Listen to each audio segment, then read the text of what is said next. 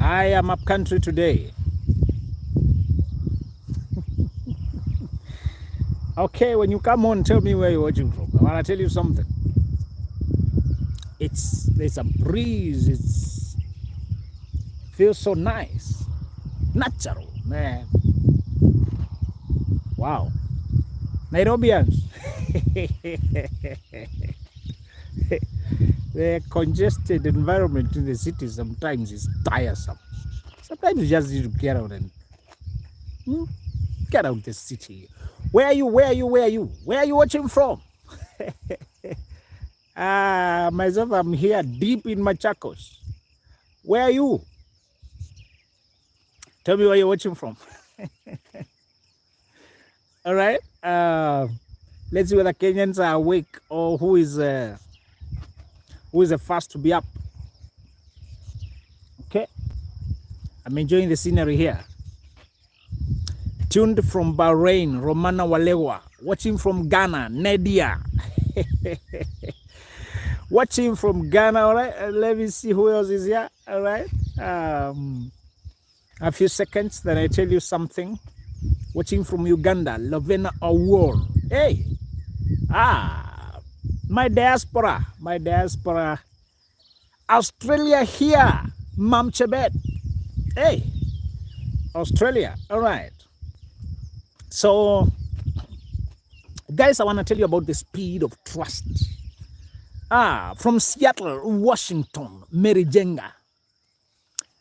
The speed of trust. I know it has been broadcasted as if being tough, trusting no one, being self-reliant, self-contained, self-composed. It has been made look like that's the song, that's the thing. And you know, the people who have trusted others and been betrayed, the people who violate trust are the ones who are broadcasted in media, the ones who are talked about, discussed, until it begins to look like, Kenya is represented. Marjorie is in Nakuru. At least one Kenyan is here. It begins to look like betrayal is the norm of the day, that if you trust somebody, they will turn against you. The media likes to talk about what is panicky, inspiring, fear, what is scary. Media discusses that a lot to catch your attention because fear is very compelling, scary. Somebody trusted another one with their money, with their boyfriend, they took him away. Girlfriend, they snatched this. People who violated trust, it is so discussed until there is almost that vibe that trust no one. But I want to ask you something. How do you feel when somebody trusts you? And how do you feel when somebody doesn't trust you? You wish people would judge you according to your character. You wish somebody would respect your true nature. You begin to look at what it would mean if somebody simply respected the fact that you mean well. That alone gives you a lot of confidence in that relationship. When somebody mistrusts you and you have no bad intentions, you feel so bad. The same way, that trust, you want to be trusted and feel confident to invest in the relationship, in the business, in the friendship, you must extend it to others. The rule is not to trust no one, but to learn how to trust. That is the work. The work is not saying I'll never trust anyone. It's knowing who to trust. For example, when you are a boss and you have a leader of a team and you have workers, you must trust them. Give them space to work without policing. The opposite of trusting is mistrusting, paranoia, inspecting, policing, watch over, tracking, controlling. Those things are very limiting to all relationships, including work relationships. The same thing you want to do with your staff, with your friends. You want to trust them with a certain level of responsibility, of space to think, and without being monitored and inspected. Let me tell you something else. Your success in this life depends on how much you get assisted. There's a verse in 2 Chronicles 26, 15 and 16. It says that Uzziah was helped until he was exceedingly mighty. You are going to succeed to the level that you can be assisted by people. If you're not helped by people, you'll be limited. The thing here to remember is that all your success, everything you did in this life, requires you being assisted, you partnering with people, you being holding hands with people, business partnership, love relationships. You must be able to give a certain measure of reliance, relying on a person and letting them prove themselves. If you have been, of course, when you're growing up, you'll trust the wrong people, they'll hurt you, they'll betray you, and you feel skittish and afraid of trusting anyone. The thing is not to avoid trusting. The thing is to learn how to read people, study people, avoid the fearful, paranoid response of saying, I'll never trust anyone. If you don't partner with people, you don't trust people, there's limit to how far you can go in life. You rise in life according to how much you have a person whom you love and you trust them. They support you, support each other. You trust them, they trust you. You give people the measure of trust they prove worthy of. So the work is not to fear trusting. The work is to develop skills to read people.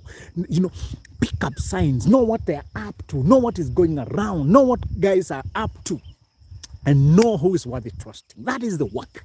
Be a superior reader of people. Be a student of human nature. Study materials. Sharpen your antenna. Learn to listen to your intuition. Record. Listen to people and listen to the subtext of how they deal in the relationships, whether they are reliable. You need to be childlike in terms of trusting, but an adult discerning in terms of evaluating who to trust.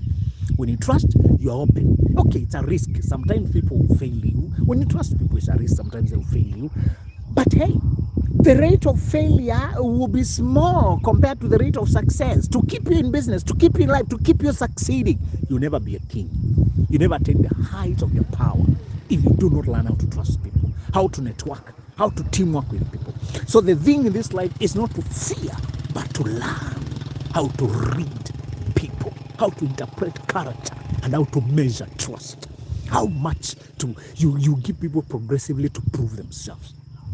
Send them with 200 bob, next time 500 bob, next time 5,000. Every time they prove trustworthy, you step up, because you want to collaborate, to work together, to build a life together. You want your partner to trust you, you want to trust them. You don't want to be questioned on everything. It gives you peace. When you trust people, it gives you peace. When you trust the right people, it gives you peace and ability to focus on what matters. These are the things that are very important in this life. Get to know what to do and trust on people and let them perform without you inspecting them. So you need to learn. The speed of trust is this. Business moves very fast when there's no need for paperwork. The bank manager knows you. You're proving yourself to the bank. They give you credit quickly. You process paperwork later for technicality purposes. When you are trustworthy in the business, you become so trusted. People send you money. People believe in you. People take risks with you. They don't bother too much. People, business, things move so fast. Relationships move so fast. Business moves so fast. When you don't have to account for everything, explain what we did, develop the ability to be trusted, faithful, loyal, accountable.